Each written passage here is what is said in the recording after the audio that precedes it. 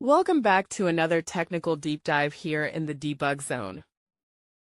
Today we're tackling a big question and breaking it down with insights from other users. Hopefully this clears up some misconceptions and helps you get the answer you need.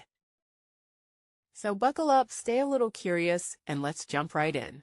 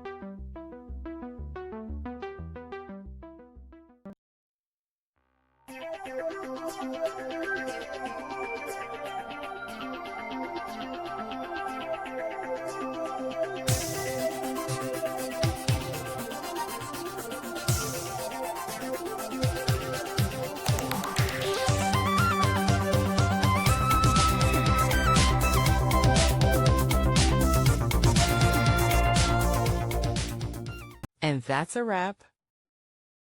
I hope you found the answer you were looking for. If you did, take a second to hit that subscribe button. It really helps out. And let me know in the comments which solution worked best for you. See you next time in the debug zone.